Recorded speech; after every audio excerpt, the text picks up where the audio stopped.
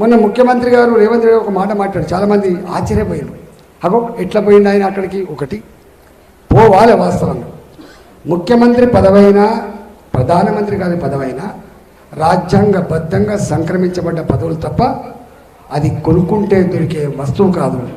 నీ అమ్మను నాన్నను ఇచ్చినటువంటి ఆస్తి కాదు అది. ప్రజలు వాళ్ళ ఆత్మను ఆవిష్కరించి అధికారాన్ని కట్టబెట్టిండ్రు. ప్రజాస్వామ్యబద్ధంగా రాజ్యాంగబద్ధంగా మలుచుకోవాల్సిన ధర్మం ఉన్నది. కానీ ఒక కేసీఆర్ మాత్రం దాన్ని పాటించలేదు. నేను స్వయంగా చూసిన ఒకనాడు ఇదే శాసనసభలో ఒక నాయకుడు భారతీయ జనతా పార్టీని పట్టుకొని ప్రధానమంత్రి గారిని పట్టుకొని చిల్లరగా మాట్లాడుతున్నాడు. ఇదే ముఖ్యమంత్రి ఒక మాట అన్నాడు, ప్రధానమంత్రి పదవి అనేది అదొక వ్యవస్థ, అదొక శక్తి, అదొక గౌరవానికి ప్రతీక, అది వ్యక్తిగతమైనది కాదని చెప్పి మాట్లాడు. అదే నోరు, అదే మనిషి, అదే కుర్చీలో కూర్చొని ఏం మాట్లాడడం మనం చూసినాం. ఇవాళ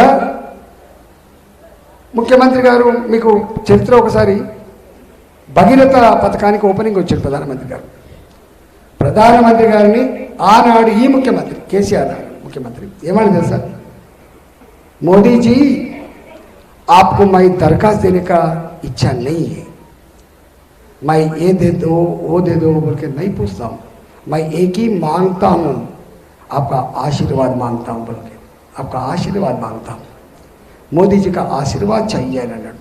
అంటే అక్కడ 2016 అనుకుంటా ఆయన ఆ మాట మాట్లాడు.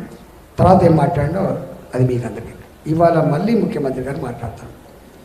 మేం కదా అంటాను, మనం ఏమని అడిగారా, నీకు మళ్ళీ కాంగ్రెస్ పార్టీకి ఓటేసి మళ్ళీ దరఖాస్తు ఎందుకు ఇవ్వాలని దండం ఎందుకు పెట్టాలి బిడ్డ అంటే మేమంటారు.